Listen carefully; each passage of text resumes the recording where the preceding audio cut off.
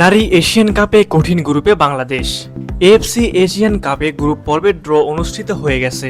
বাংলাদেশ তাতে পড়েছে গ্রুপ ডিতে। প্রথমবারের মতো বাংলাদেশ টিম অংশ নিতে যাচ্ছে এশিয়ার ফুটবল শ্রেষ্ঠত্বের এই টুর্নামেন্টে। সব মিলে 12টা দেশ, এবং এখান থেকে বিশ্বকাপের টিকিট কাটা যাবে, এখান থেকে অলিম্পিকের টিকিটও কাটা যাবে। এসব কিছু একপাশে সরিয়ে রেখেও এই টুর্নামেন্ট বাংলাদেশের জন্য কত বড় সেটা নিশ্চয়ই এতক্ষণে আপনারা জেনে গেছেন।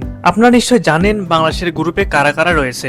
তবে চলুন আমরা আলোচনা করি বাংলাদেশের এই গ্রুপটা কেমন হলো, বাংলাদেশের সম্ভাবনা কতখানি, এই ড্রতে বাংলার বাহিনীরা কতখানি তৃপ্ত নাকি শঙ্কিত। প্রথমে বলে রাখা ভালো, এই টুর্নামেন্টে বাংলাদেশের শঙ্কার কোনো কারণ নেই। যে টুর্নামেন্টে বাংলাদেশের মেয়েরা কোয়ালিফাই করেছে, সেই টুর্নামেন্টে বাংলাদেশের কোয়ালিফাই করতে পারাটাই বাংলাদেশের জন্য সবচেয়ে বড় অর্জন। বাংলাদেশের মেয়েরা গ্রুপ সঙ্গী হিসেবে পেয়েছে ডিফেন্ডিং চ্যাম্পিয়ন চীন, উত্তর কোরিয়া ও উজবেকিস্তানকে। 3 দলই র্যাঙ্কিং এ বাংলাদেশের চেয়ে ঢের এগিয়ে।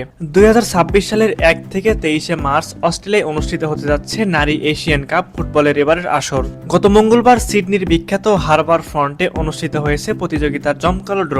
প্রথমবার এই টুর্নামেন্টে অংশগ্রহণের যোগ্যতা অর্জন করা বাংলাদেশের কোনো প্রতিনিধি ছিলেন না এই অনুষ্ঠানে। আগামী বছরের মার্চে অস্ট্রেলিয়ায় অনুষ্ঠিত হতে যাওয়া এশিয়ান কাপের 21তম আসর। প্রথম ম্যাচে বাংলাদেশের প্রতিপক্ষ প্রতিযোগিতার বর্তমান ও রেকর্ড 9 বারের চ্যাম্পিয়ন চীন। পরের ম্যাচে ঋতুপর্ণা চাকমা, আফ্রিদা খন্দকাররা মুখোমুখি হবে 3 বারের শিরোপাজয়ী উত্তর কোরিয়ার। গ্রুপ পর্বের শেষ ম্যাচে তারা মোকাবিলা করবে উজবেকিস্তানকে।